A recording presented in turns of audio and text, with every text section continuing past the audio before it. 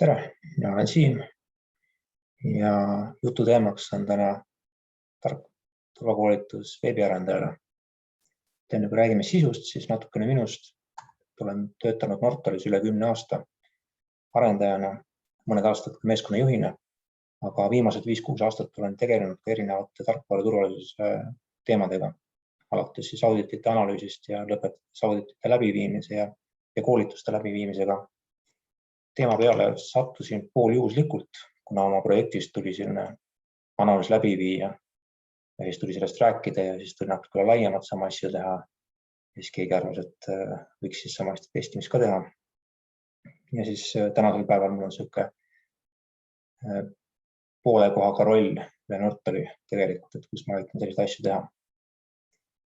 Tänaseks teemadeks on siis kõigepealt see, et ma räägin teile ühest isiklikust juhtumist, ühest turvaprobleemist live-keskkonnas, millega ma kokku puutusin.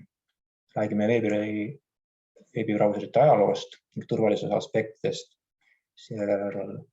arenduskeskkonna ülesseadmisest ja siis erinevatest veebitarkvara turvavigadest. Sisu on hästi palju ja tempo on hästi kiire, aga ma loodan, et saame hakkama.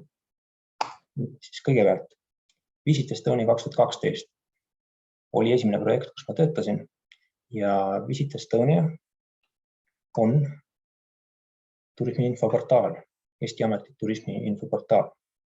Ja antud juhul ma ei räägi teile siin midagi, mis oleks kui saladus, vaid kui teatud perioodil oleksite sattunud selle saidi peale, siis oleksite saanud kogeda seda turvaprobleemi, mis seal tekkis. 2012 see sait nägi siis välja selline.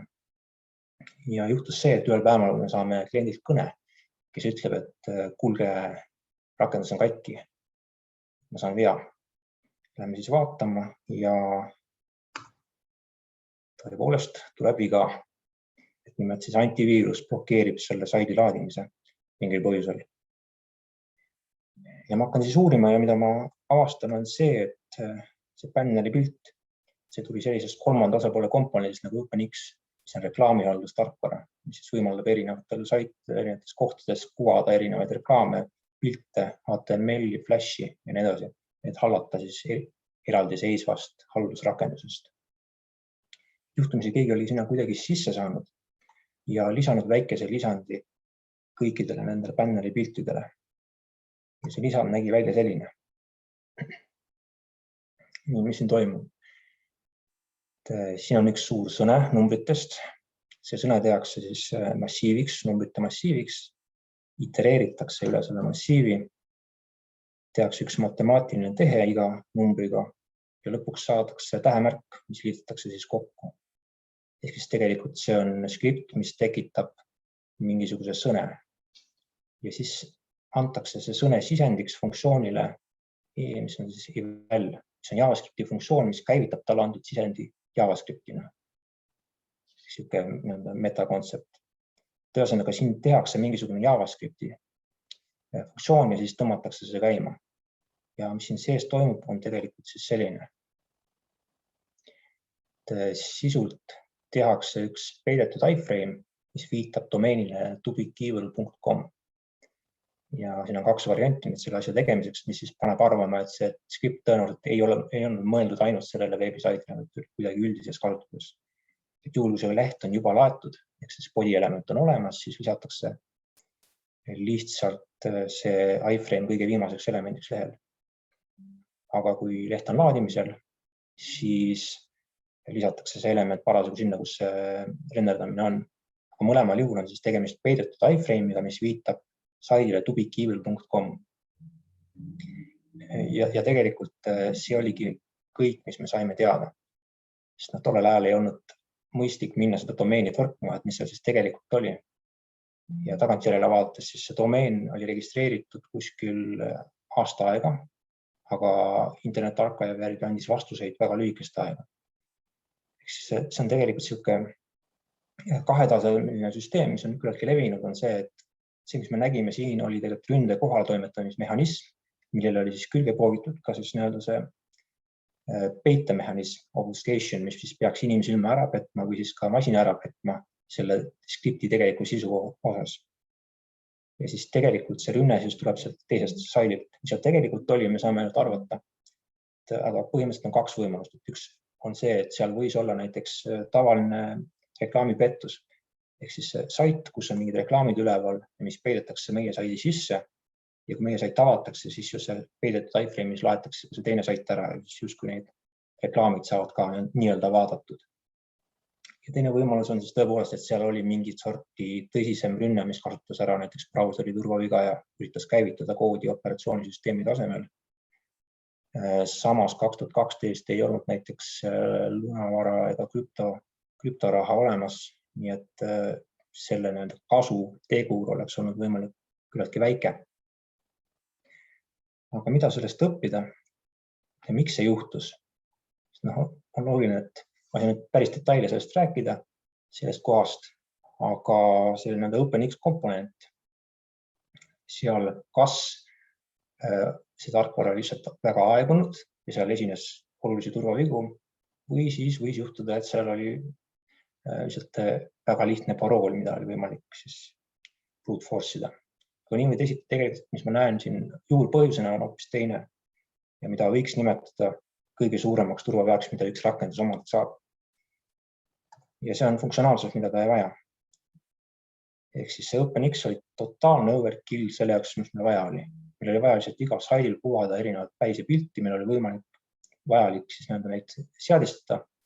Meil ei olnud vaja mingisugust skripte, HTML-i, mingisugused reklaami trackimist, Flashi ja nii edasi, eks ole. Sama kehtib siis nii kolmanda osapoole tarkvara kasutamise kohta kui ka ise tarkvara ehitamise kohta. Et kui me võtame midagi kasutusse, siis võib-olla me kasutame seda ainult 1%, aga me saame 100% selle turvavigadest ja probleemidest. Ja lõplik lahendus oli see, et me tegime selle asja käsitsi ümber. Et mõne nädalaga olime ise selle seadistamise komponendi, mis siis sai päisepilte lisada. Ja võib-olla sellest, kas on senimaani tekkinud küsimusi?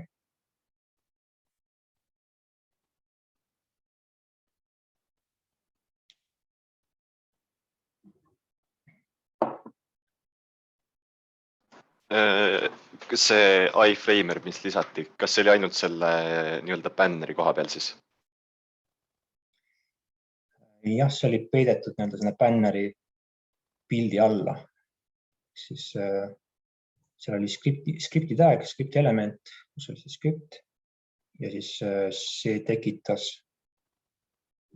iframe'i lehe sisse, ehk siis alles siis, kui see skript käima läks, siis tekkis see iframe. See iframe tekkis lehe lõppu. Ma ei tea, kas see vastas su küsimusele. Täpsusta. Jah. Okei, hästi. Siis järgmine teema on veebibrauserid. Aga kõigepealt, kui alustada selle jutuga sellest, et üldse veebi turvalisus. Tegelikult veeb ei olnud disainitud absoluutselt turvaliseks.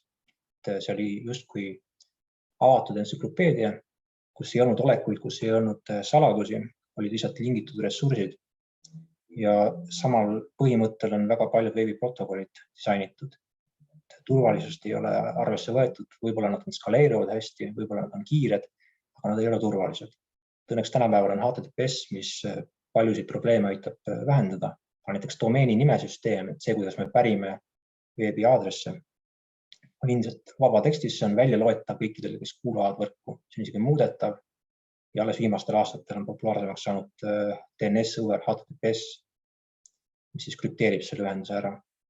Aga need teised jäävad tõenäoliselt probleemiks küllalt pikaks ajaks, sest et see inerts on suur, väga palju seadmeid tuleks välja vahetada, väga palju raha investeerida. Ja millal see juhtub, mine tea.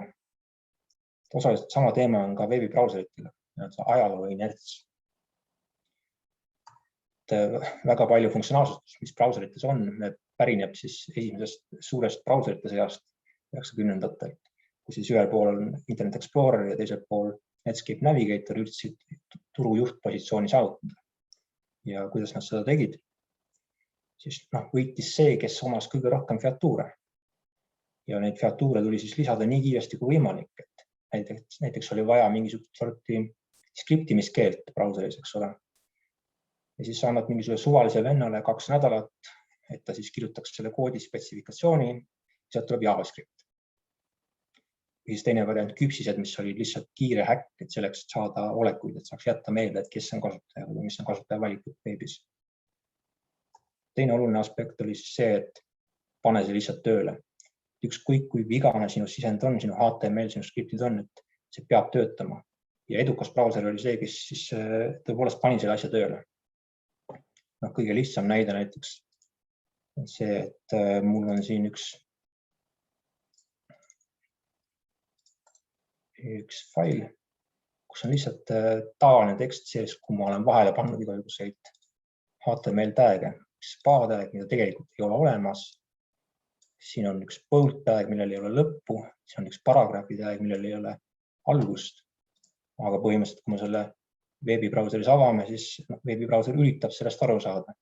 Isegi see bold hakkas tööle, paragrahv hakkas ka tööle mingil põhjusel. See tulemus ei pruugi olla ühtne üle erinevate veebibrauserite. Ja sellel samal põhjusel tegelikult on meeletult keeruline kirjutada igasuguseid koodisaniteerijad, mis teatud sisendi sellest eemaldavad või siis seda analüüsivad. Sest selle sama tulemuse saavutamiseks on niivõrd palju erinevaid viise. Ta on lihtsalt disainitud töötama ja ei ole samas üheselt defineeritud, kuidas ta töötab. Lõppkokkuvõttes võitis Internet Explorer ja võib tekkida küsimus, et tänapäeval me ei kasuta Internet Explorerit, et mis siis juhtus? Juhtus see, et kui sa oled juhtpositsiooni saavutanud 95% turust või niimoodi, siis sa saad igasugused standardid ignoreerida. Või kui sa isegi standardi realiseerid, siis täiesti oma viisil, mis on erinev väikesel, aga väga olulisel viisil. Sest ainult sina oled turu peal tegelikult ju. Ja sama hästi sa ei pea ka investeerima midagi, sest et kõik kasutavad sinu brauserit, sa ei pea seda edasi arendama. Internet Explorer 6 oli kuskil 10 aastat turu peal. Ja mis kõige hullem Internet Exploreri puhul oli see, et kui sa tahtsid uut brauserit, siis sa pidid ostma uue Windowsi. Ja paljude inimeste suhtes oli vastuvõtmatu. Tänapäeval väga paljud kasutavad Chrome'i, kiirus, turvalisus, Edge on samuti Chrome'i põhjal, Firefox on privaatsem, mõned paremad sisseehitatud arendajafeatuurid ja Internet Explorer on ka tegelikult kasutuses veel, sest teatud asjad töötavad ainult Internet Exploreriga, sest see on tihedalt seotud Windowsi operatsioonisüsteemiga. Aga nii palju sellest, räägime teatud aspektidest, mis siis brauserite puhul on olulised ja tarkvara arendajale. Kõigepealt siis sama algupära poliitika. Algupära või siis origin tähendab siis pordi, domeeni nime ja protokolli unikaalset kombinatsiooni. Kui see protokoll on HTTP, siis see port on vaikimisi 80 seda urlis ei ole näha ja HTTPS-i puhul 443. Ehk siis sama sait HTTP ja HTTPS on erineva algupära peal. Ja veebi turvalisus on ehitatud selle algupära kontseptsiooni ümber. Näiteks niimoodi, et kui sa oled sisse loginud, kasutad saiti a.com, oled sinna navigeerinud, siis skriptid, mis selle saidi peal jooksevad, saavad teha päringuid suvalisse saiti, näiteks b.com. Aga nad ei saa lugeda sealt vastust. Õigemini nad ei saa koodis seda vastust inspekteerida. Nad saavad alla tõmmata näiteks pilte ja isegi skripti ja need skriptid käivituvad, aga nad ei saa programmaatiliselt seda sisu inspekteerida. Välja arvatud juhul, kui see b.com defineerib teatud HTTP päised, aga see on täiesti teine teema. See kontseptsioon on väga paljude turvafeatuuride ja turvaprobleemide aluseks. Just need päringud tegelikult lubatakse, aga vastust ei saa välja lugeda. Nendest probleemidest räägime siis natukene hiljem. Mis veel arendajal on oluline? Rääkisime portidest, et on 65536 TCP porti. Vaikimisi siis HTTP jookseb 80 peal, HTTPS 443. Kui te käivitate arendusserveri, siis täiesti võimalik, et see jookseb pordi peal 8080 või Node'i puhul 4200. Ja seda saab ise muuta, aga ühel hetkel te võite avastada, et mitte kõik pordid ei tööta mingil põhjusel. Näiteks Firefoxis brauseril on keelatud teha ühendusi selliste portide peale. Siit võib-olla te tunnete ära mõned nagu FTP, SSA ja nii edasi. Miks see nii on? See on teatud turvakaalutlustel. Esiteks on see, et HTTP on tekstipõhiline protokoll. Kui ma teen HTTP päringu, näiteks salvestan vormi, siis see sisu, mis sinna serverisse läheb, võib olla siis selline, nagu siin näites näha on. Et kõigepealt post, mis on päringu tüüp, URL, kuhu läheb protokoll, siis on mõned HTTP päised. Ja see kolmas rida on siis see vormisisu, mis on täielikult siis minu kontrolli all, ründaja kontrolli all. Ülejäänud on brauseri poolt lisatud. Et juhtumisi, kui seal see, kuhu me selle päringu saadame, seal kuulab mingi protokoll, mis võtab vastu tekstipõhist käske ning ignoreerib neid kahte esimest. Näiteks seal on telnet, mis käivitab kõik need käsud konsooli peal, serveri peal. Ehk siis esimene rida annab vea, teine rida annab vea. Ja kui me suudame kolmanda rea disainida niimoodi, et see on mingisugune konsooli käsk, siis see rünne töötab. See on üks põhjus, et miks ei ole lubatud teatud pordid ja miks on teatud määral ebaturvaline, kui sa näiteks paned endale mingi telnet protokolli mingi X-pordi peal tööle. Teine probleem on üsna hiljutine probleem on NAT slipstream attack. See on selline kontseptsioon, kus juhtumisi, kui sinu masin, kui sinu brauser teeb serverile teatud kindla pordi peale päringu, näiteks 50-60, siis sinu ruuter avab sinu tulemüüri niimoodi, et see server saab siis sellisel juhul teha sinu sisevõrgust päringuid. Vaikimisi ta ei saaks, sest ruuterid ei luba ühtegi sisse tulevat päringut. Aga sellisel juhul ta saab ja neid kutsutakse siis application gateway protokollideks. Ja enamus ruuterid toetab neid ja enamikul ruuteridel on kõik need application gateway protokollid sisse lülitatud vaikimisi. Näiteks üks vana versioon FTP-st töötab samamoodi 2 pordi peal. Ühe pordi peal saad käske ja teise pordi peal siis server saadab sulle sisu tagasi. Hiljutine lisand sinna oligi siis 50-60-50-61 session initiation protokoll, mis on muide mingit sorti IP-telefoni protokoll. Et seal on väga palju asju, mida tõenäoliselt väga vähesed inimesed vajavad, aga mis on vaikimisi sisse lülitatud ja tekitavad potentsiaalseid turvariske. Sellega avavad tulemüüri vaikimisi. Pop-upide blokeerimine. See ei ole niivõrd oluline turvalisuse aspekt, aga tihtilugu arendajad eksivad selle kontseptsiooniga. Brauseritest tänapäeval on pop-up blokker ja pop-up blokker on mõeldud selleks, et ei oleks võimalik teha niimoodi, et kui sa avad tääbi, siis mingid skriptid avavad sul veel mingid 5 tääbi reklaamiga näiteks. Sellepärast ongi tehtud siis niimoodi, et brauser juhul, kui see uue tääbi avamise käsk tuleb asünkroonselt, näiteks et lihtsalt lehe avamise peale või siis siin on antud näidanud timeoutiga, et ootad 1 sekundit ja siis üritad tääbi avada, siis see blokeeritakse. Aga kui see tuleb kasutaja sisendi peale, näiteks kasutaja klikkis mingit nuppu, siis on see lubatud. Siin ma võin ka näidata lihtsalt näidet. Siin on see sama skript nüüd taustal, kus üritas 1 sekundi pärast saidi avamist pop-upi avada ja see blokeeriti brauseri poolt. Ehk siis see siin. Teine variant on ka, et siin on üks nupp, kuhu on ka see sama skript külge pandud, et ava see leht ja kui ma seda nuppu vajutan, siis asi töötab. Ja sama asi on probleemiks siis see, et kui sa üritad näiteks avada uut tääbi siis, kui mingisugune päring on lõpuni jooksnud. Sellisel juhul see on ka sünkroonne kontekst, millega siis tuleks arvestada.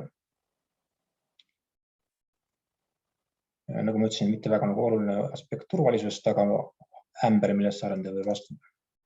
Räägime küpsistest ja kolmandast osapoolest. Nii kaua, kuni see veel aktuaalne on, siis võimalik, et varsti enam ei ole.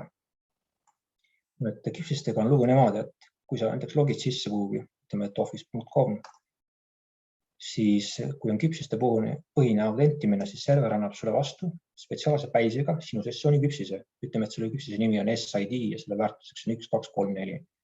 Sellisel juhul sinu brauser jätab meelde, et iga kord, kui ta päringu teeb selle saidi vastu, nii kaua, kuni see küpsise ei ole aegunud, siis ta paneb selle küpsise kaasa. Server vaatab, et okei, ainult see kasutaja teab seda küpsist ja võtab selle päringu vastu töötleb. Aga mis saab siis, kui avad mingisuguse teise veebisaidi, fun.net, ja seal jooksevad skriptid, mis saavad ka teha päringuid office.com, sest me rääkisime sama algupära poliitikast, eks ole, et päringuid saab alati teha. Vastust ei saa välja lugeda, aga päringuid saab teha. Ja kolmanda osapoole küpsiste kontseptsioon on siis see, et kui sellisel juhul ka pannakse küpsis kaasa, siis on tegemist kolmanda osapoole küpsistega. Niiviisi töötab näiteks Facebooki trackimine. Niimoodi Facebook teab, et kui sa läbi veebi liigud erinevate saitidel, et tahad, sa läksid sinna, nüüd oled seal.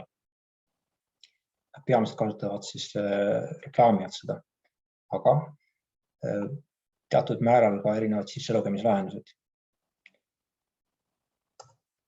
Nii, kolmanda osapoole küpsistega on nüüd see lugu, et Firefox on teatud kontseptides juba ära keelanud ja Safari samuti. Ja Chrome plaanib sama teha, kuigi sellel on suhteliselt suur vastuseis. Et kas see juhtub, eks me näeme. Aga isegi siis ei ole ühtset arusaama, mis on kolmanda osapoole küpsis tegelikult, sest Firefox arvab, et siis kui skript teeb selle päringu, siis on kolmanda osapoole küpsis, me ei pane seda kaasa, aga kui sul on teise saidi peal üks HTML vorm, mis siis nupuvajutuse peale postitab kuhugi teise saidi peale ilma JavaScriptita, et siis ei ole, siis ta paneb selle kaasa. Safari näiteks seda ei tee. Mis saab Chrome'ist, eks me näeme, aga see kolmanda osapoole küpsiste kontseptsioon on ka paljude turvavigade aluseks, millest me siis hiljem räägime. Nii. Selles teemas ka kõik. Kas on küsimusi selles osas?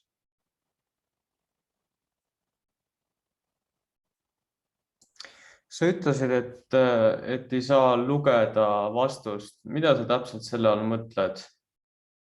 Et kui ma saadan mingi päringu, siis ma vastust ei saa lugeda või midagi sellest siis päris mitu korda? Jah, ütleme, ajaks päring on siis selline, et kus sa kutsud välja funktsiooni JavaScriptis ja annad talle URL-i ette ja see URL siis annab vastu objekti, eks ole, mis on siis selle HTML vastus, mis see veebisait andis. Kui seal on näiteks mingisugune JSON-i päring, näiteks mingi andmestruktuur annab tagasi. Sellisel brauser lubab sulle seda päringut teha ja server töötab selle päringu. Ja see jõuab isegi sinu brauserisse, aga sinu brauser ei luba sellel skriptil inspekteerida seda vastuse objekti. Näha selle vastuse objekti sisse, kus on siis see JSON, mida see server vastu andis. Et see annab brauseris vea. Oli see arusaadav? Jep.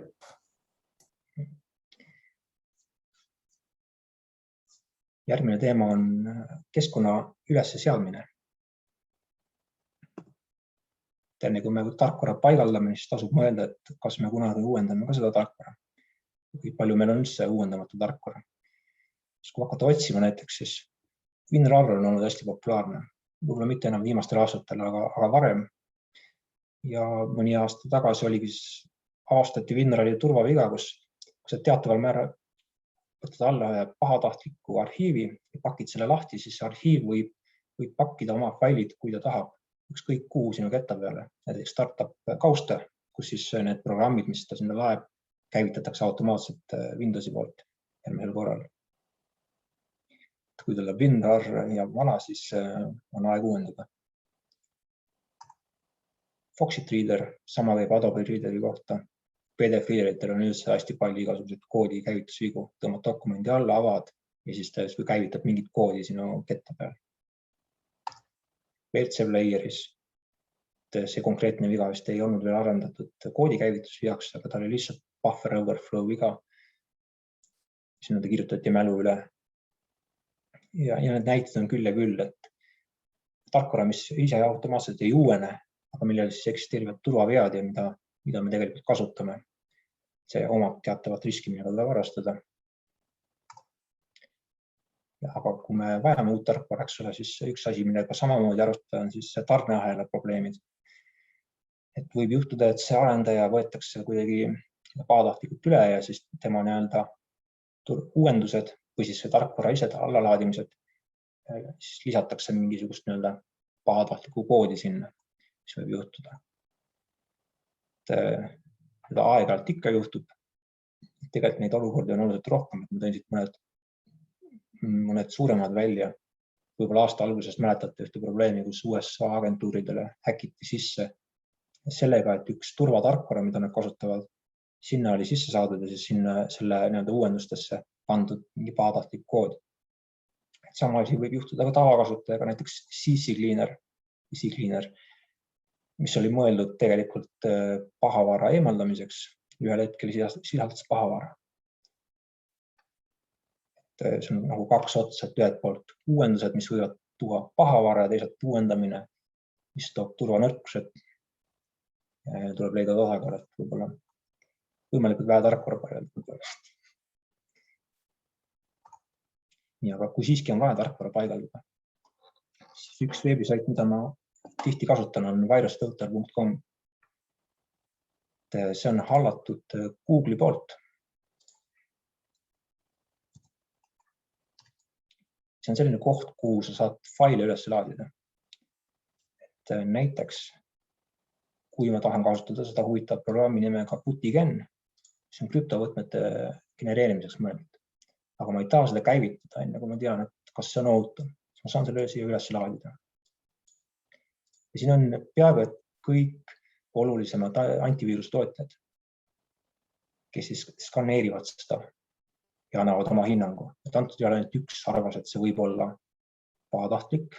Samas community score, üldine arvamus sellest programmist on küllaltki kõrge, et põhimõtteliselt ma võiksin seda usaldada. Põhjus, miks need antiviirustootjad siin on see, et see on üks sisenditest, millega nad saavad arendada oma mootoreid. Siia jõuab igasugused pahavara, mis ei ole varem avastatud ja jõuab probleemsed programme, mis siis võib-olla kuvavad vale positiivne. Et see on nende jaoks kasulik, sellepärast see on olemas ja see on tasuta. Ja küllaltki kasulik. Sellel näitel, mis ma siin kuvan, ma laadisin üles selle HTML-i koos selle Visit Estonia ründeskriptiga. Ja nagu näha, siis 1859 mootorist tuvastas seda kui võimalikku pahavara. Mida veel võib teha? See on väiksem teema, aga samamoodi natuke annab kindlust. Sertifikaadid ja faili hashid. Sertifikaadid tulevad mängu siis, et koodi saab signeerida, allkirjastada. Ja kui me näiteks Windowsis vaatame faili sisu, siis kui see on signeeritud, siis on digitaalsed allkirjad siin, timestampid, kes seda allkirjastas. Kui me faili käivitame, siis Windows peaks meile ütlema ka, et see fail on allkirjastatud selle poolt, kus seda usaldada. Ja kui selle sertifikaadiga on mingi viga, see on aegunud või see on signatuur ei vasta, siis Windows annab samuti sellest teada. Ehk siis siit tuleb võtta see informatsioon, et kui seda signatuuri ei ole, siis on suurem tõenäosus, et see on pahavara, kui et see signatuur on olemas. Aga see ei anna täielikku kindlust.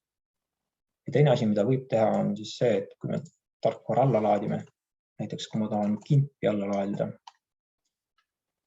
siis tarkvara allalaadimislehed tihtilugu sisaldavad faili hashi. See on siis unikaalne number, mis on arvutatud selle faili põhjal ja kui kas või üks bit selles failis muutub, siis see hash muutub täielikult. Ja nende arvates see viimane versioon peaks olema sellise hashiga. Ja ma siis, kui ma olen selle alla tõmmanud, siis ma saan seda ise arvutada. Näiteks Windowsis on PowerShell olemas, kus saab seda teha. PowerShelli konkreetses kaustas saab avada näiteks Ctrl-Shift parem klikk ja open PowerShell window here. Ja siis on funktsioon get file hash ja faili nimi. See siis arvutab selle sama hashi ja ma saan võrrelda, et kas on tõepoolest muutmata. Võimalik on see, et see veebisait on okei, aga see download alalaadimisserver on kuidagi pahatahtlikult üle võetud näiteks. Ja Linuxi peal on vist oli SHA-256 SAM teeb sama asja.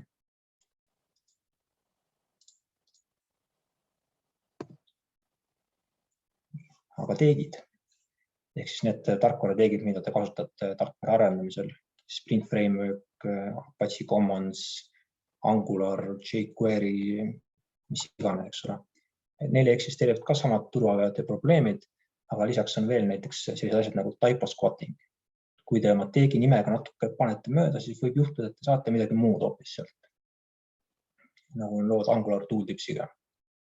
See ei ole tegelikult pahatahtlik kood, aga see on proof of concept üles laetud. Sellised ründed reaalselt eksisteerivad. Ja samamoodi tarneahela probleemid. Üks huvitavatest viimastest probleemidest oli dependency confusion, kus juhtub niimoodi, et kui te näiteks oma keskkonnas projektides defineerite sellise teegi, panete talle näiteks nimeks mingi shared common, mida kasutate erinevates oma projektides ja ta laete üles kuhugi kohaliku repositooriumi.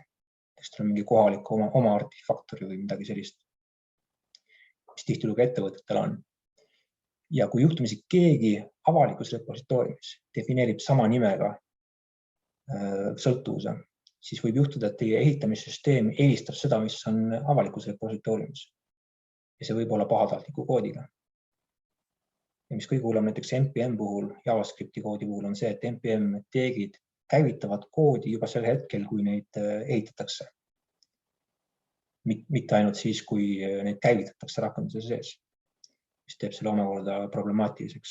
See sõltub siis ehitamissüsteemi ülesehitusest, see potentsiaalne viga. Meil tuleks ka mingi hetk mõelda. Mis puudutab teeke, siis parim praktika teekide puhul on see, et fikseerida nende numbrid. Ja mida see tähendab? On see, et näiteks Java puhul on üks Maveni projekt. Siin on sõltuvuste versiooni numbrid, 240 Spring Boot, siin on üks plugin mingi versiooniga. Või need versioone on võimalik defineerida ka, et versiooni vahemikuna. Näiteks me tahame saada versiooni sellises vahemikus. Sellisel me saame alati kõige uuema versiooni. Javasse mitte niivõrd võib-olla ei olegi probleemiks, kuivõrd NPM-is näiteks, kus siis vaikimisi, kui sa ehitad Hello World projekti kokku, siis pannakse sulle sellised sõltuvused sisse. Siin see tilde tähendabki seda, et anna mulle versioon 9.1.4 või siis, kui on uuem versioon, kus see kõige viimane number on muutunud, siis anna see. Mis tähendab, et võite saada iga kord uue versiooni, kui te ehitate.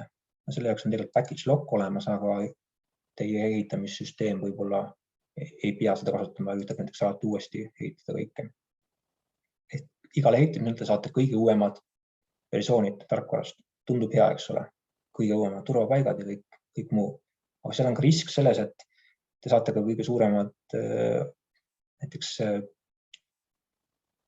probleemid, et juhuslikult, kui see tarkvaratootja on kas või 9 tunniks üle võetud, et nende update'id on kuidagi konformiteeritud, siis ja kui te ehitate selle 1 tunni jooksul, siis te saate selle pahavara endale sisse. Sellepärast on üldine soovitus see, et need versioonid fikseerida. Ehk siis ongi ainult 9.1.4 ja ongi ainult see alati. Ja siis oma ehitamissüsteemis kasutada skännerit, mis ütleb teile, et sellel versioonil on teada-tuntud turvavigu, kasuta uut. Üheks selliseks skänneriks on OWASP dependency scan, dependency check. Ma olen nüüd selle Java projektile olen lisanud sellise plugini siia. Kui te veebist otsite, siis OWASP dependency check. See pluginis tekitab uue Maveni targeti, Maveni käsu siia, dependency check aggregate. Ja kui ma seda siin käivitaksin, siis ta tekitab mulle HTML faili, mida ma hetkel ei tee, kuna see võtab mõni minut aega. Aga see fail siis sisaldab minu sõltuvuste analüüsi. Ta leitis 40 sõltuvust siin. Siin on transitiivsed sõltuvused ka, sõltuvused sees. Ja juhtumisi ta tuvastas, et on üks sõltuvus, et on mingisugune embedded Tomcat sõltuvus siin, millele on siis teada-tuntud turvavigu kuskil turvavigade repositooriumis teada. Võin scrollida, lugeda nende vigade kohta. Siin on näiteks CV 2020, 7527 ja siis nad score 7,5 10-st. On 2 erinevat skoorimissüsteemi, see on uuem siin. Mis on turvaviga kirjeldus. Selle põhjal ma saan otsustada, et kas ma peaksin uuendama või mitte. Näiteks võib teha üks ehitusskripti, kus see sinu ehitamine ebaõnnestub juhul, kui ta leiab turvavea, mis on suurema skooriga kui 9. Näiteks.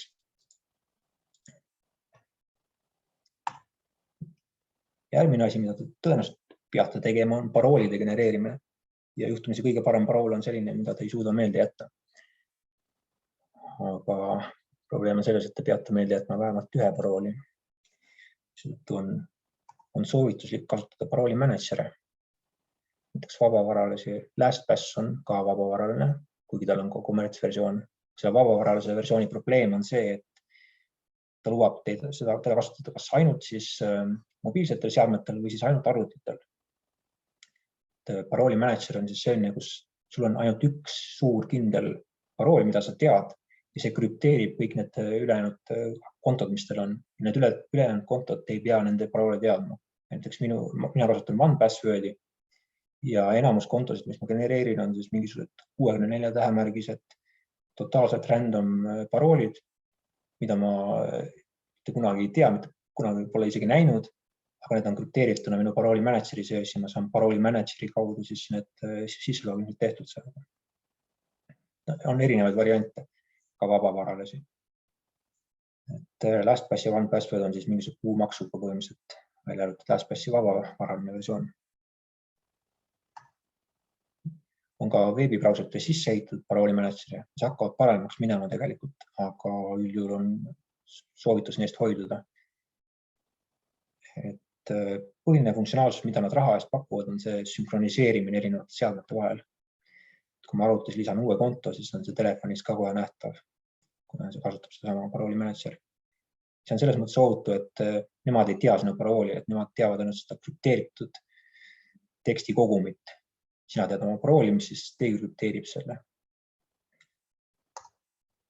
Selline näeb välja OnePassword. See saab olla siis äpp, võib olla ka brauseri plugin. Ma saan selle pluginasse sisestan master parooli ja siis saan saitidele põhimõtteliselt ühe klikiga sisse logida. Siis täidab selle informatsiooni ära.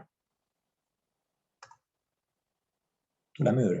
Nüüd ütleme, et te olete üles pannud oma arendusserveri. Siis ma arvan, et te olete näinud neid teateid, et panete serveri püsti, panete käima ja siis tuleb mingisugune viga, et kas te tahate, et see server suhelda ka saaks. Ja loomulikult te tahate, eks ole. Aga tegelikult, mis on siin õige valik? Ja tegelikult õige valik siin on cancel. Sellepärast see küsimus on selle kohta, et kas te tahate, et keegi saab teie serveril väljaspoolt ligi. Ükskõik, mis te siin valite, siis teie saate oma masinas oma serverile alati ligi. Ja teie server saab teistele masinatele, saab nende päringut teha väljaspoole ka piiramatult. Ja see küsimus on ainult selle kohta, et kui te olete kuskil võrgus, kas te tahate, et teised inimesed selles samas võrgus saaksid ka teil masinal olevale teenusele ligi. Ja enamasti te ei taha seda. Siin see checkbox valik tähendab seda, et domain network on siis tavaliselt töökoha networkid, kus on keskne kasutajate haldus. Ja private ja public vahe on see, et kui te logite sisse uude võrku, kus te ei ole varem olnud, siis te tavaliselt küsib teilt, kas see on teie jaoks private või public võrk. Ja see on erinevad turvaseadmed. Kui te olete selle juba mingi hetk valesti pannud, siis te rohkem ei küsi teilt seda, te saate seda loomulikult muuta. Windowsil on siis tulemüüri seadmed.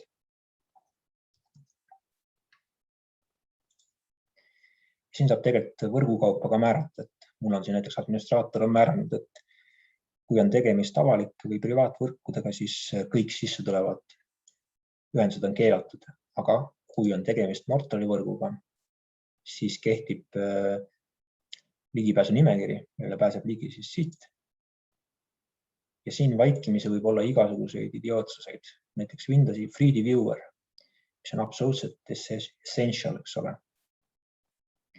mis lihtsalt peab kõikides võrkudes ühendusi vastu võtma. Mida ta nende ühendustega teeb, pole teada, aga kindlasti peab olema vaikimisi lubatud. Soovitus on see, et esiteks, kui teil ei ole vaja sisse tulevad ühendusi, siis keerata välja absoluutselt kõik ühendused sealt eelmise kuva pealt, mis ma näitasin. Ja kui teil on vaja, siis minna siia ja lülitada välja kõik need asjad, mida te teate, et teil ei ole vaja. Põhimõtteliselt kodus te saate peaaegu kõik välja lülitada. Töö juures võib-olla mitte kõike, sellepärast, et näiteks osad on seotud mingisuguste arvuti administreerimisega ja nii edasi. Kõik millest nagu aru saate välja lülitada.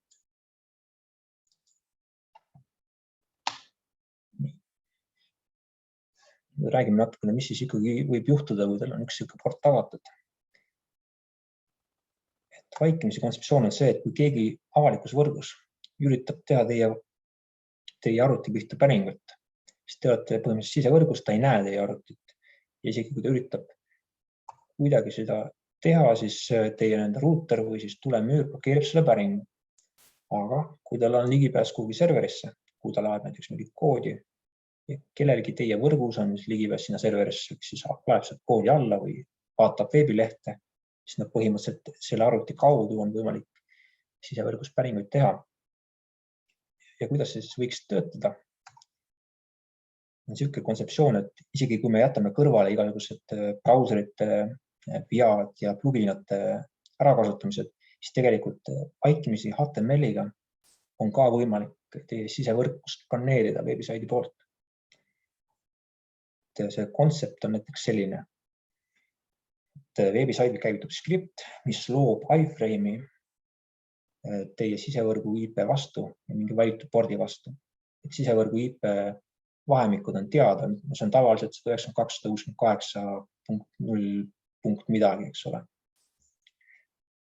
Ja ta võib siis skaneerida üle nende IP-de ja see iframe töötab siis niimoodi, et ta üritab iframe'i luua sellele aadressile.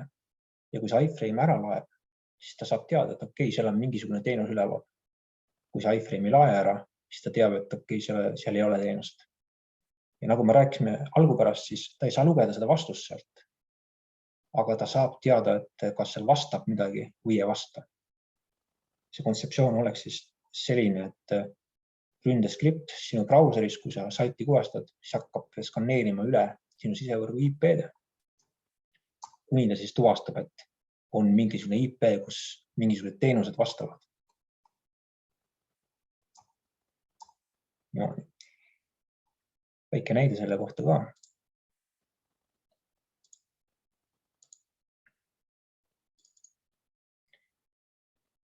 On väike vorm, kus on see sama kood tegelikult taustal.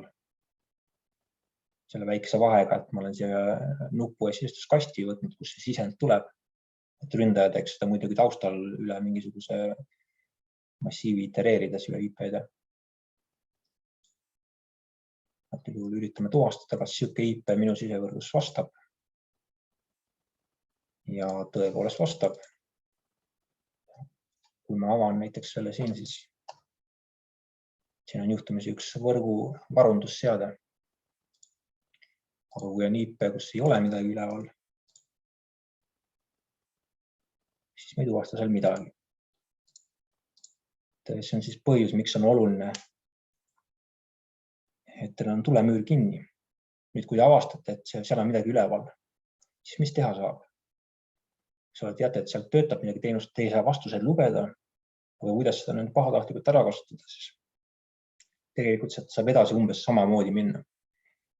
Näiteks, kui seal istub Tomcat server, siis suure tõenäosusega Pike'i konfiguratsioonis seal on üks tomcat.png fail. Te teete päringu sinna ja saate teada, kas see vastab või ei vasta. Kui vastab, siis järelikult on Tomcat. Ja te saate minna spetsiifilisemaks, et erinevad tarkvaraversioonid omavad vahel natukene erinevaid vaikefaile. Ja sealt te võite võib-olla võimalik tuvastada siis tarkvara versioonide vahemikku. Ja kui teil on teada tarkvara versioonide vahemik, näiteks tõenäoliselt see on Apache Tomcat 6, siis te lähete Google'i andmebaasi ja otsite seda tarkvara versiooni. Ja mis vigu sellel on? Näiteks tõenäoliselt Apache Tomcat 6 puhul on see, et seal ei ole turvatud sisse logimine cross-domain päringute vastu. Ja ta võite nende pimesi sinna sisse logida, kui seal on näiteks vaikimisi admin ka, mis vaikimisi on rooliks ja kasutajaks. Ja te võite sinna võib-olla üles laadida mingisugust oma tarkvara. Et see on see turvarisk, mis sellega kaasneb, pimesi skaneerimine. Siis võib leida teenuseid ja võib olla võimeline pimesi neid ära kasutama. Küsimus on, et mida selle vastu teha? Peale selle, et hoida oma tulemüür kinni. Et kuidas ma tean näiteks, et minu võrgu röster näiteks ei tunne huvi minu arvuti vastu. Mida teha? tegelikult see, mis ma teile siin näitasin,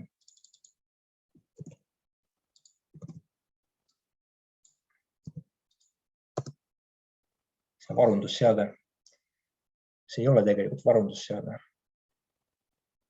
See on toanurgas üks Raspberry Pi, kuhu ma olen siis teinud väikese ristvara modifikatsiooni, väikese LED-i, siin peal jookseb sinna asi nagu Open Canary, mis on Pythoni rakendus. Ja see Open Canary teeb niimoodi, et ta justkui imiteerib mingist teist seadet. Siin on üks variant on see Ketta seade siin. See võib olla ka näiteks MySQL server või siis mingisugune HTTP server või mis iganes. Ja ründaja ei tea seda. Ja kui ta puudutab seda seadet, teeb sellele pingi näiteks või üritab mingit ühendust tuua, siis see seade annab häire. Et antud juhul siis ma vilutan LED-i, on võimalik näiteks emaili välja saata või midagi sihukest. Selle järgi on võimalik siis aru saada, et keegi on teie sisevõrgus. See informatsioon tõenäoliselt arendajal kui sellisel ei ole kasulik, aga lihtsalt võib-olla huvitav teada, et on sellised asjad olemas. Open Canary on selle tarkvara nimi.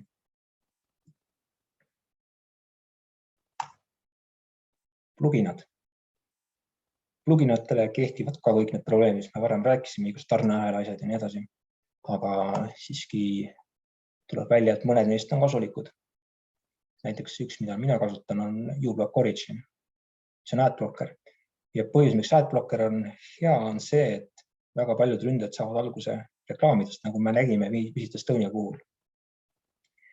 Et siis sellisel juhul, kuna reklaamid on need kohad, kus käivitatakse kellegi kolmanda skripte.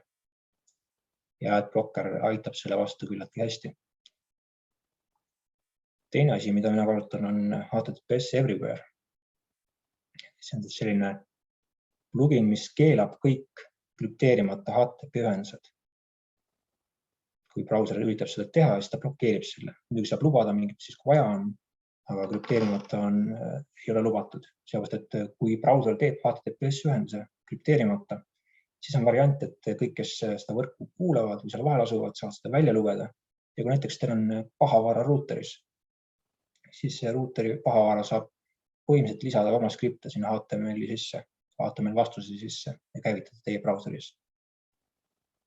See on siis turvaviga või turvaprobleem, mis kaasneb sellega, et kui teil on krüpteerimata ühendused kuhugi.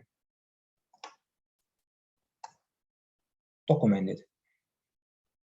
Peamiselt PDF-i ja MS Office dokumendid on problemaatilised. Me räägime PDF-idest, mis on üks kõige suuremaid turvaprobleemide kohti ettevõtetele tihti. On see, et juhtumisi PDF-id saavad jooksutada JavaScripti näiteks. Nad saavad sisaldada Flashi, õigemini said sisaldada Flashi. Flash on põhimõtteliselt Adobe pealt maha tapetud, aga vanemad versioonid tõenäoliselt siiski toetavad seda. Nad saavad käsurealt käivitada programme. Nad saavad teha suvalisi veebipäringuid ja salvestada infot veebi. Et siis funktsionaalsused, mis tunduvad staatilise dokumendi koha pealt absurdsed, aga mis on siiski olemas PDF-ides. Lisaks see, et see PDF-i lugemise tarkvara ei ole kunagi disainitud jällegi turvaliseks. Ja tegelikult kõige ohutum viis PDF-i lugeda on teha seda läbi brauseri, sest brauseri tootja on keskendunud sellele, et need protsessid on eraldatud ülejäänud süsteemist ja need asju tehakse liivakasti sees. Lisaks brauseri sisse ehitatud PDF-lugejad ei oma nii palju absurdset funktsionaalsust kui Adobe Acrobat näiteks. Ja PDF samamoodi saab laadida VirusTotalisse, siis pidage meeles, et seal ei oleks mingisugust isiku andmeid näiteks, sest kõik, mis te sinna laete, on siis kättesaadavad nendele antiviiruse tootjatele. MS Office. Kõik teavad, et Office dokumendid saavad sisaldada makrosid. Aga need on juhtumisi vaikimisi keelatud, aga on veel midagi huvitavat Office dokumentides. Ja nimelt need on Dynamic Data Exchange funktsioonid. Ja need funktsioonid juhtumisi saavad käivitada suvalisi programme teie käsurealt. Kujutage ette, te võtate Office'i dokumendi lahti, võtate Exceli tabeli lahti ja see käivitab midagi teie arvutis, mingi suvalise programmi. Tavaliselt, kui see juhtub, siis te saate mingit sorti teate ka, et midagi on toimunud. Kui see teade ei ole alati selge, mis siis ikkagi juhtub. Jahutakse midagi lingitud failidest ja andmetest ja nii edasi. Selle kohta mul on ka üks väike näide. Siin on üks Exceli dokument. Kui ma selle avan, siis ta küsib mult, et kas tahad andmeid uuendada, et kõige uuemate andmetega. Loomulikult, eks ole. Ja siis ta küsib, et remote data not accessible, kas tahad käivitada aplikatsiooni CMD-Exe. Okei. Nii, ja tuli hoopis kalkulaator lahti. Me vaatame seda lahtrit siin. Siin on käsk, et käivitada käsurealt kalkulaator Exe. Ja üsna hiljaaegu see asi käivitus automaatselt veel. Kõige viimastes Office'ites see ei tohiks olla enam automaatne. Kui ta on vanem versioon, siis võib juhtuda niimoodi, et käivitub midagi huvitavat, kui te seda dokumendi avate. Kui te olete selles osas paranoiline, siis on hea teada, et Office'i dokumendid on tegelikult zip-failid. Ma nimetan selle laiendi ümber. Ma saan seda dokumenti avada. Ma siin navigeerin, siis tegelikult see rünne on siit ka leitav. See on enda vood. Siis see kalkulaatori avamine. Ja loomulikult dokumendi enda sisu on ka kuskil siin XML-ides laiali. Ta on suhteliselt raskesti loetav, aga kui tundub, et dokumendiga midagi valesti, siis sellisel viisil on võimalik natuke infot saada, mis seal on. E-mailid. Jällegi kõik teavad, et ei tohiks avada manuseid kellegi poolt, keda te ei tea, kes teile saatis. Aga kas e-maili avamine ise on ohutu? Tegelikult ei ole. Eriti kui te teete seda näiteks selliste asjade kaudu nagu Outlook või Thunderbird, ehk siis kliendi kaudu, mitte brauseri kaudu. See on sellepärast, et e-mailid saavad ka olla HTML-is ja HTML-i tuleb renderdada. Näiteks Outlookis on HTML renderdaja on mingit sorti väga vana Internet Exploreri HTML renderdusmootor. See kõla nagu üldse väga hea ideena lasta käivitada. Selle asemel, kui vähega võimalik avaga e-maili brauseri kaudu. Brauserid on disainitud sellist asju käsitlema. Teine asi, mida meeles pidada, on see, et mitte kõikide meiliaadresside puhul ei ole tagatud see, et seda saatjat ei ole võimalik võltsida. Näiteks hot.ee peal ma olen saanud iseendalt e-maili. Sellepärast, et see meiliserver, meilipakkuja ei ole omanud piisavaid meetmeid, et seda vältida. Kui te kasutate Gmaili, siis need meetmed on olemas, aga mitte kõikide meilipakkujate poolt. Ehk siis mitte alati ei saa usaldada seda, kelle poolt te saate e-maili. Ja väike lihtsalt viide Outlookile. Outlookis muide on võimalik seda HTML-i renderdamist välja keelata.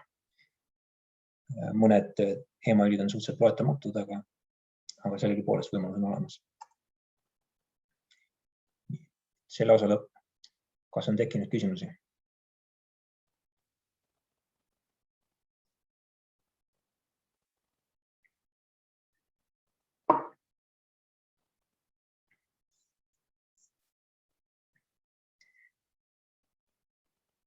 Okei, siis räägime turvavigadest.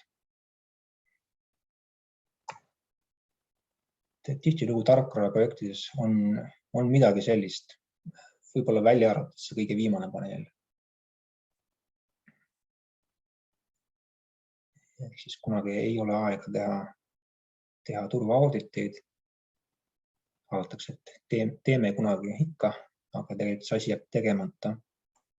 Ja õige lahendus on siis tegelikult see, et proaktiivselt sellega tegeleda arenduse käigus, mitte jätta kuhugi lõppu.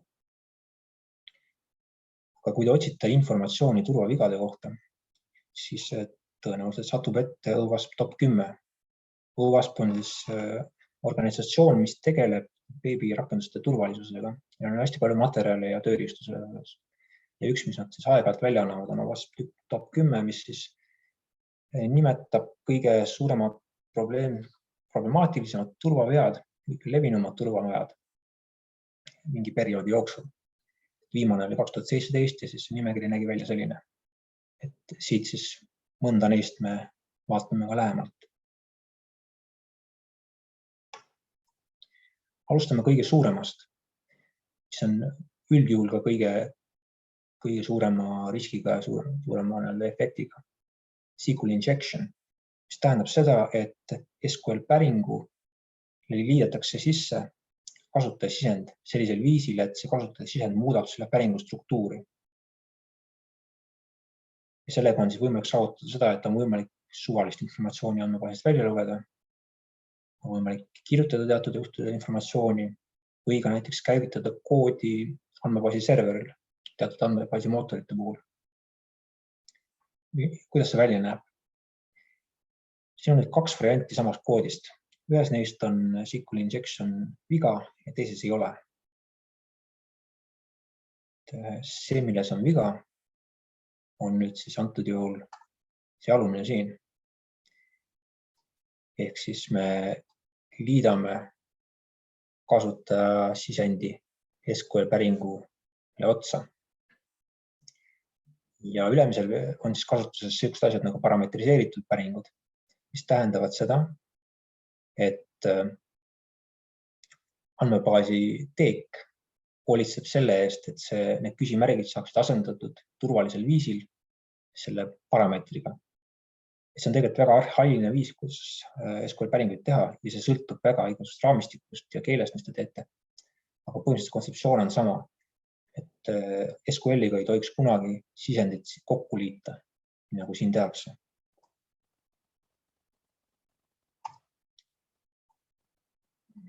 Nii, kas kõik on kõik Katrin saab vastata. Nii, ja antud juhul confirmed, kui selles eelmises näites oleks sisend lihtsalt confirmed ja see päring oleks siis selline, et meil on mingisugune andmebaas, kus on arved, tabel invoice ja me küsime koode arvete tabelist, kus see arve staatus oleks kinnitatud, confirmed. See on efektiivne olukord. Kui me anname sellele sisendiks confirmed, siis kõik töötab ootuspäraselt. Tõepoolest pärime kõik kinnitatud arvete koodid. Kui see sisend oleks midagi sellist, näete, et algab ülakomaga, lõpeb 2 sidekriipsuga. Ja mis juhtub on see, et see esimene ülakoma lõpetab ära siis selle algupärase ülakoma staatuse päringus. Ja need viimased sidekriipsud kommenteerivad välja selle algupärase lõpu staatusest, staatuse päringu ülakoma. Ja see, mis tegelikult andmebaasis käivitub, on siis selline kood. Ehk me pärime kõik koodid arvete tabelist, kus staatus on tühi string, tõenäoliselt me ei saa mitte midagi sealt vastu, ja sellele lisame kõik paroolid kasutaja tabelist. Eeldusel muidugi, et selline kasutaja tabel on olemas. Ehk sisend muutis struktuuri. Et erinevate andmebaasi mootoritesse võib olla natukene erinev, et sidekriipsud ei ole alati kommenteerimistähemärgid. Aga kontseptsioon on selline. Ja kui te uurite SQL injectioni kohta, siis tihtilugu tuleb see koomiks ette.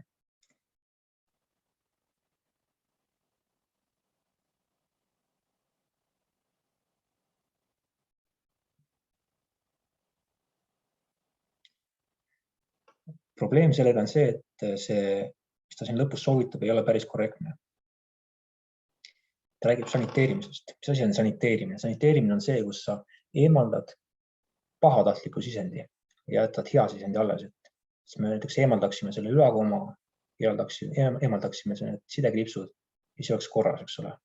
Võib-olla. Sest võib-olla on veel viis sama asja tegemiseks. Ja võib-olla, kui ründaja kasutab siis eraldi teistsugust kodeeringut, mingisugust UTF-8 Unicode kodeeringut erinevat, siis see asi võib ka ikkagi läbi minna. Ja eriti SQL injectioni puhul mitte kunagi ei ole hea idee üritada seda saniteerimise lahendada. Mingi regulaaravaldusega eemaldama mingi asju. Et selle asemel siis parametriseeritud päringud või veel parem siis kasutada teeke, mis genereerivad seda SQL ise teie eest. Näiteks Javas on Hibernate, kui te põhimõtteliselt kasutate seda korrektselt, siis te ei pea kunagi kirjutama SQL ise käsitsi. See on turvalisem. On nüüd selline teoreetiline küsimus, et aga siis, kui mul on päring, mis ei tagasta midagi kliendi kasutajale, et eelmine näide töötas siis, et kui see vastus jõuab näiteks kasutaja brauseri frontendi ka, kus ta saab siis need andmed välja võtta, kui päring ei tagasta midagi. Näiteks teil on selline funktsionaalsus, kus te saate muuta oma kasutaja nime ja selle sees serveris on selline funktsionaalsus, mis otsib selle uue kasutaja nime baasist üles ja vaatab, kas see on olemas baasis või mitte. Ja ainuke, mis päring siis sinu jaoks teeb, on see, et kas ta läheb läbi või ta annab vea vastu. Ta ei tagasta mitte mingisugust väljundit. Kas siis on võimalik seda SQL injection viga ära kasutada juhul, kui see SQL injection viga on seal vana uue kasutaja nime leidmise koodis? Tuleb välja, et on. Sest on võimalik disainida SQL injection niimoodi, et see SQL lause ebaõnnestub juhul, kui mingisugune tingimus andmebaasis on tõene või siis läbib sellisel juhul. Näiteks me saame teha sellise SQL päringu, et anna viga siis, kui eksisteerib tabel nimega users. Anna viga siis, kui selles users tabelis on veerik nimega passwords või password. Anna viga siis, kui selle users password, näiteks selle kasutaja users password algab A-tähega. Ja nii edasi, mis tähendab, et me bithaaval suudame informatsiooni välja tõmmata sealt andmebaasist, see võtab hästi kaua aega, aga see on ikkagi võimalik. Et nii või teisiti SQL injection turvavigu ei ole nagu võimalik äriloogikaga kuidagi ära peita. Välja arvatud, kui see exception kinni püüda, mis on tegelikult halb idee, aga sellegi poolest siis ta võib ikkagi midagi käivitada selles andmebaasis. Kui te tahate rohkem teada, siis OWASP-il on väga palju ressursse igasuguste asjade kohta. Lihtsalt guugeldage OWASP ja sealt on cheat sheets ehk siis asjad, kuidas vältida neid vigu ja muid ressursse ka tööriistu. Autentimisinfo. Järgmine teema. On tegelikult suhteliselt sage nähtus, et igasugused sessiooni võtmed lekivad logidesse või siis isegi paroolid. Näiteks teil on sisselogimise ekraan ja te teete serveris niimoodi, et salvestate kõik päringusisud, mis tulevad, sest pärast on hea debugida, eks ole. Ja te juhtumisi salvestate ka selle sisselogimise päringusisu parooliga, mis tähendab, et kellel igales on ligipääs sinna logidele, leiab sealt need paroolid või siis ka sessiooni võtmed, kui need maha logitakse. Ja siis saab selle kasutajana sisse logida. Logidel tavaliselt ei ole nii hea turvalisus kui näiteks andmebaasil. Samamoodi need võtmed võivad olla brauseri URL-is, mis tõttu nad jäävad brauseri cache'i. Kes iganes see brauseri ette võtab endale, ta võib leida ajaloost sinu sessiooni võtme ja kui see ei ole välja loginud või sessioon ei ole aegunud, siis ta võib sinuna saada sisse logida sellesse rakendusse.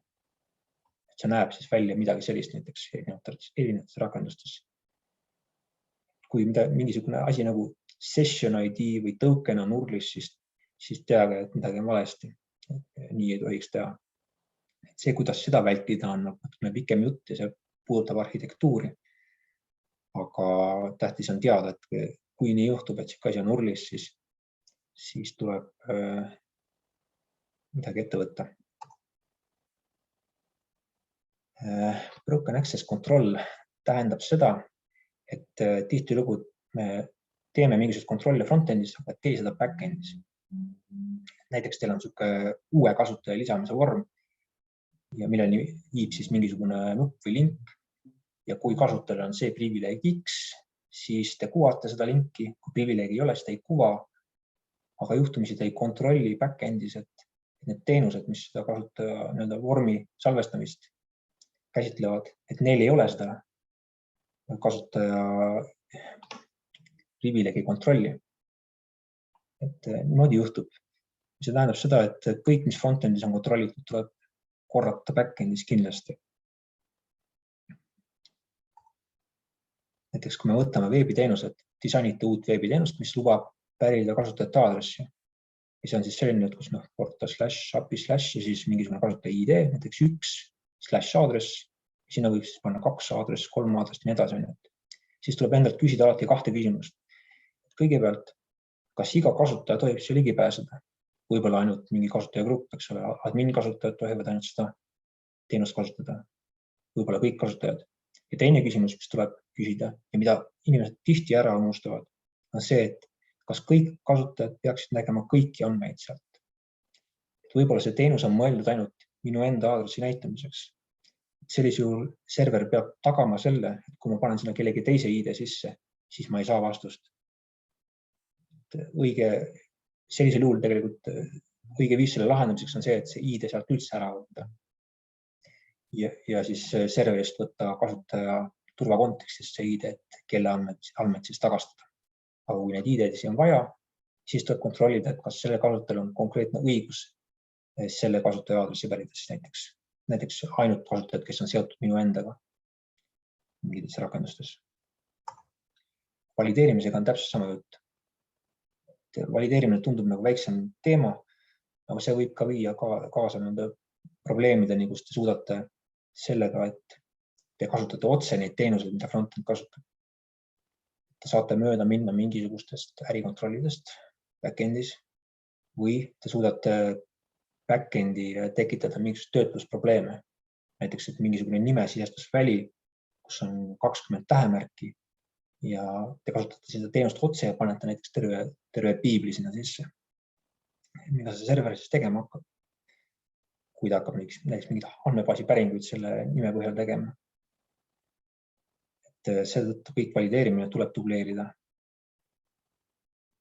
Või siis üldse ainult backendist teha, siis nii on ka võimalik, et backend tagastab lihtsalt nimekirja vigastest väljadest ja frontend kasutab seda. Et sellisel juhul need vead on väiksema tõenäosusega nii-öelda tekkima. Security misconfiguration. Antud juhul tähendab seda, et te ei tohiks tagastada väga detailselt veateatud frontendi. Mis põhjusel? See on sellepärast, et igaüks võib neid näha, kes on sisse loginud. Ja kui ma olen ründaja, huvitab see süsteem, siis mida ma sealt leian? Näiteks selle veateate puhul. Näiteks ma leian, et siin on kasutuses Springi raamistik. Siin on kasutuses mingit sorti Apache Tomcat. Ja ma olen üsna kindel, et kui ma vaataksin lähtekoodi, siis on kõik need asjad, mis ma siin näen, on tagatud lähtekoodiga. Ma suudaksin välja mõelda, mis Springi versioon on kasutuses, mis Java versioon on kasutuses ja mis Apache Tomcat versioon on kasutuses. Ja nagu me varem rääkisime, siis on võimalik leida selle vastavaid turvavigu andmebaasidest.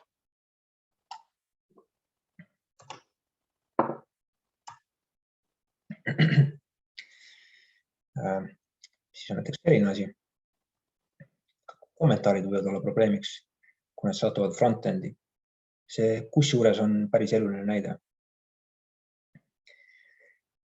Et rakenduses eksisteerib mingi funktsionaalsus, mida tegelikult ei kasutata. Kusjuures on hea võimalus, et sellisel juhul seda ei ole kuidagi turvatud ka. Aga te annate selle info kuidagi frontendi kõigile nägemiseks. Muidugi parim variant on see, et sellised otsispunkte ei tohiks nagu olla tegelikult üldse. Aga siis veel halvem on see, kui te annate sellest teada ka, et sihukesed asjad on olemas. Kommentaarid tihtilugu võivad anda nende siseinfot selle kohta, kuidas rakendus toimib ja muuta häkkimise lihtsamaks. Et sellisel kommentaarid tuleks ehitamissüsteemis eemaldada. Nad võivad koodis olla, aga peab olema protsess, mis need kommentaarid eemaldab enne seda, kui kood kokku pannakse. XSS.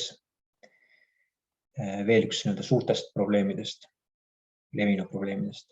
XSS on samalaadne SQL injectioniga, see injection tekib teie brauseris. Et siin on üks näide HTML lehest, kus siis võetakse URL-ilt parameeter name sisse ja kuvatakse see nimi siis HTML-is vastuses. Kui see name on Geronimo, siis tõepoolest see vastus on hello Geronimo. Aga kui see vastus oleks midagi, see nimi oleks midagi sellist, siin on skript, alert 1 skript, mis on kõige tavalisem turvatestimise XSS skript, mis lihtsalt kuvab ühe dialoogi. Kui me paneme sellise nimena ja rakenduses eksisteerib XSS turvaviga, siis see dialoog kuvatakse. See on kõige lihtsam viis XSS vigade testimiseks, kui te kahtlustate, et teie rakenduses võib seda olla. Ja kuidas seda vältida, on mitu erinevat võimalust. Ja kõige korrektsem on see, et serveri poole peal, siis, kus see nimi sinna HTML-i sisse pannakse, tuleb see nii-öelda HTML escape'ida. HTML escape'imine, see ei ole nagu saniteerimine, vaid see on kodeerimine. Ja selle jaoks siis eksisteerib erinevaid teeke. Apache Commons HTTP util vist on olemas näiteks, aga vastavalt raamistikule või oma teegid olla. Ja kui seda teha, siis vastus on ootuspärane, et me näeme seda sisendit sellisena, nagu ta peab olema.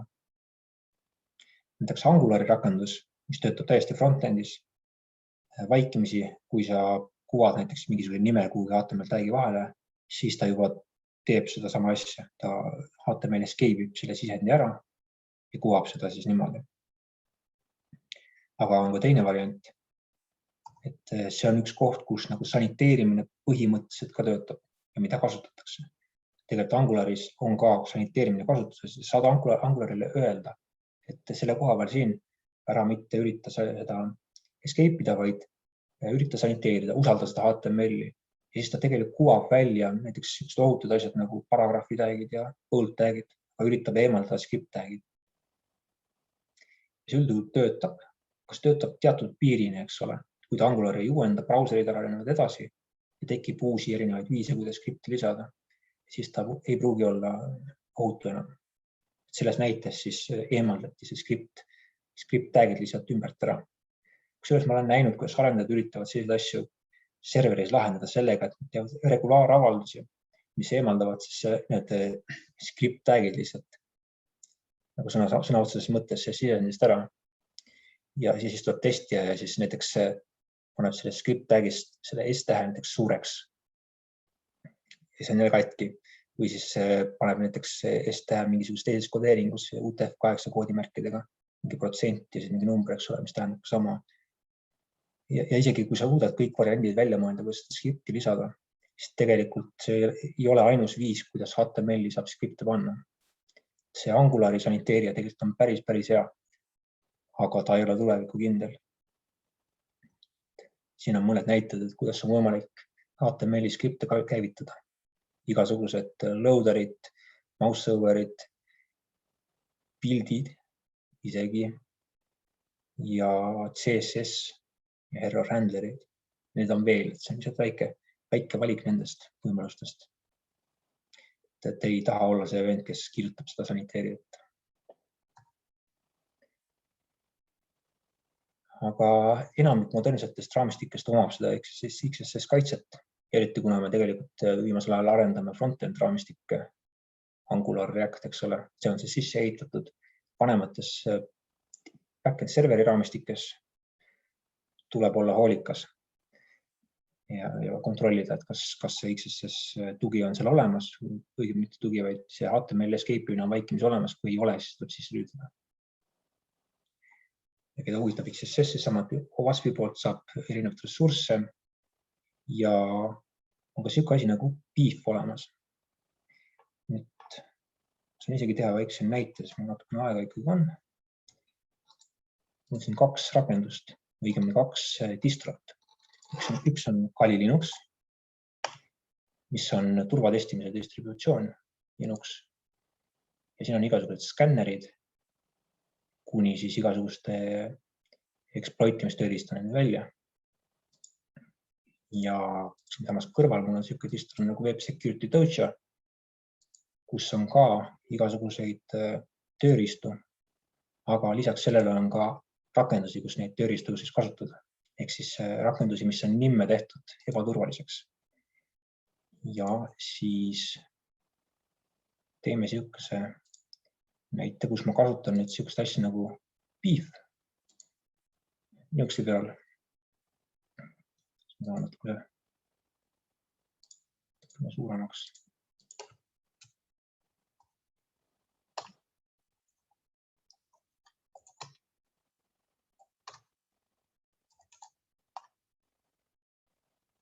Mida beef teeb, on siis see, et ta pakub mulle, et kui sa nüüd võtad selle skripti, mis ta sulle pakkus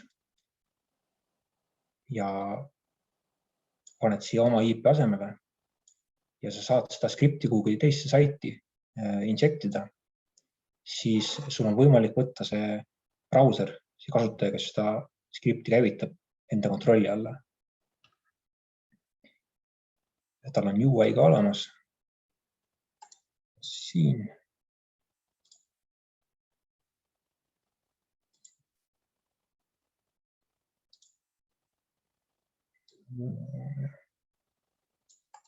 Need distributsioonid tavaliselt ei ole väga stabiilsed.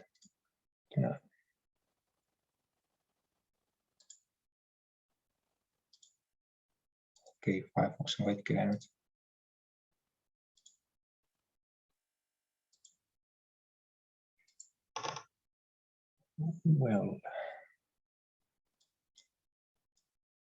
Okei, siis ma ei saa täielikult seda demonstreerida. Siin on veebibrauserit vaja, kui siin just ei ole.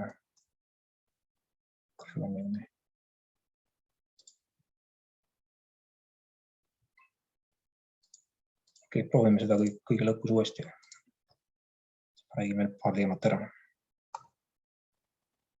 Permanent cache on samuti probleemiks. Ja permanent cache tähendab seda, et juhtumisi peaaegu et kõik päringud, mis te teete, vaikimisi salvestatakse brauseris, kui see päring just ei ütle, et teda ei tohi salvestada. Ja seda näeb hästi näiteks Firefoxis, kui me võtame about cache.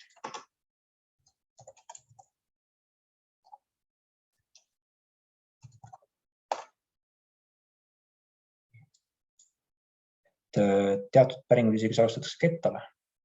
Siis nagu kui keegi on siin midagi brausinud, ma võtan selle siit lahti ja näen nende päringute sisu. Ja siin võib olla isikuandmeid näiteks ja turvainformatsiooni.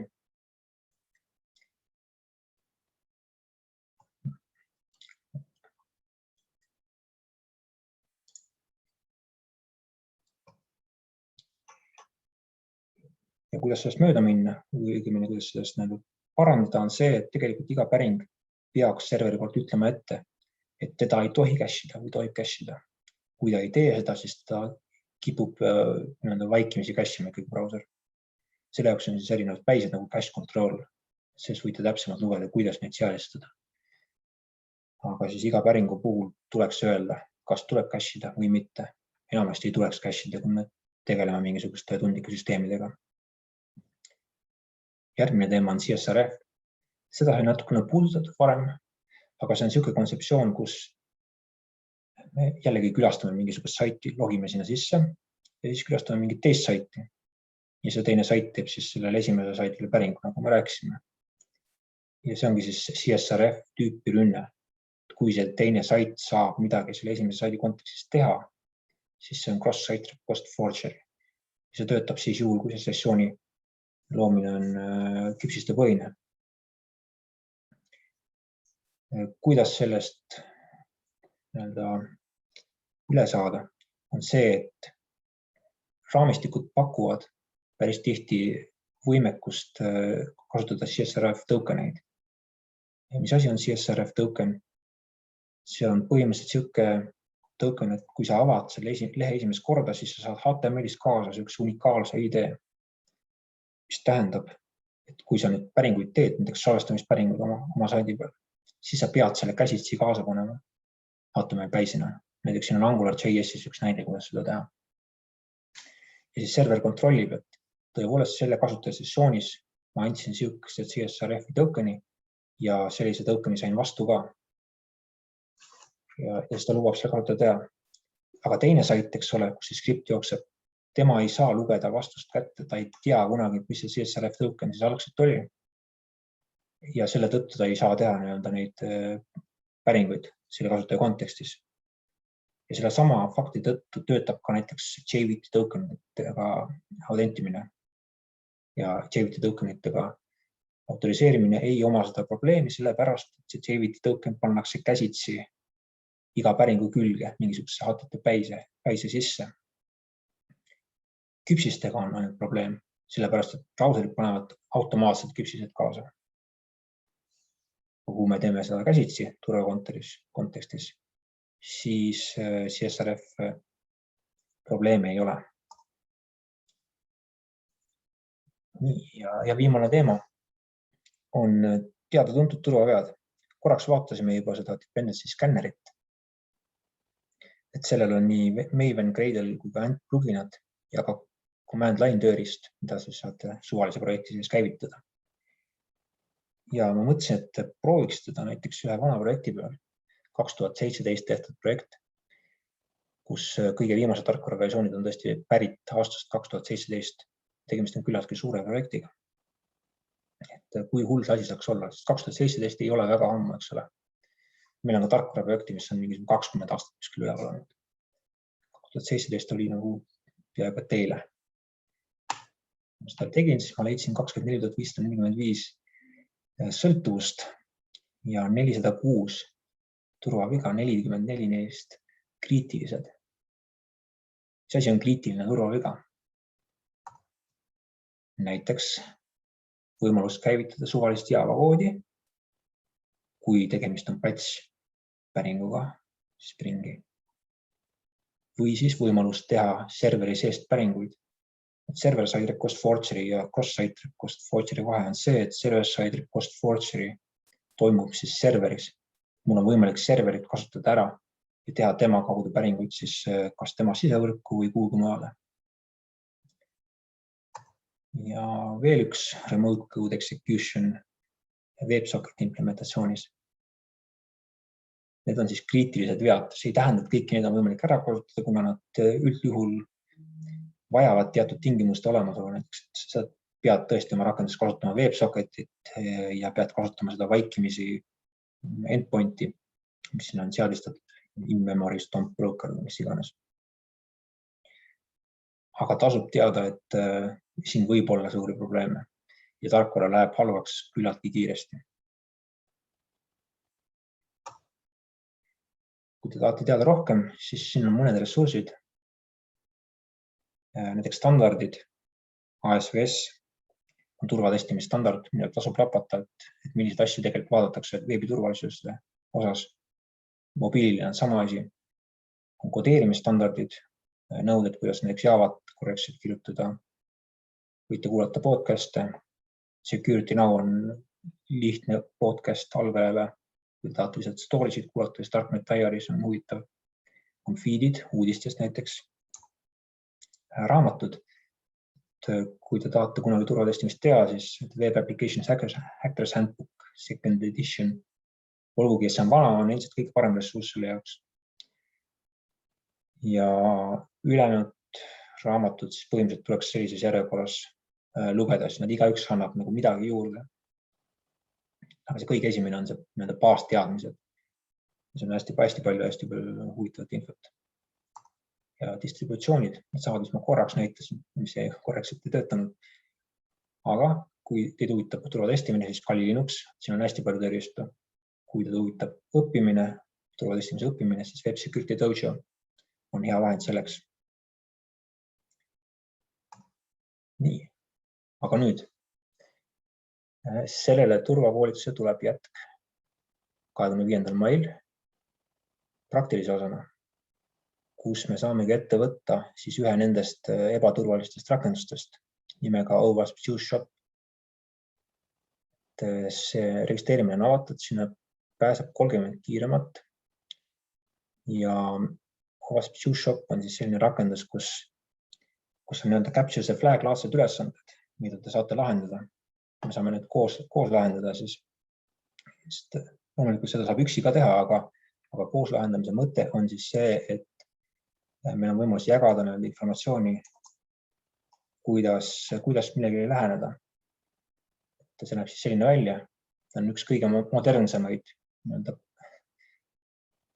turvaprobleemidega rakendusi, mida saab leida. Ja siin on siis hulgem siukseid ülesandeid, mida saab lahendada. Alates siis SQL injectionist, kui lõpetades väga keeruliste turvavigadega. Võib-olla siis jõuame 1 ja 2 punktilisi teha. Aga need ülesanded on palju, väga erinevates kategooriates. Ja siit on siis võimalik saada testimiskogemus ja turvaprobleemide ärakasutamiskogemus. Kõik, mis vaja on, siis Docker ja Firefox. Kui te registreerite, siis te saate täpsemad juhised, et üks Dockeri imist tuleb endale alla tõmmata ja käima panna. Et see ei tohiks väga keeruline olla. Ja see on minu poolt kõik. Kas on tekkinud küsimusi?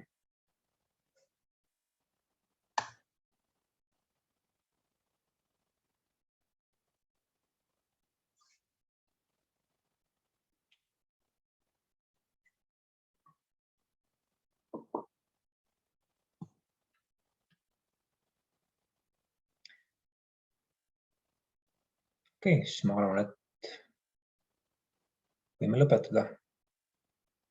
Aitäh kuulamast!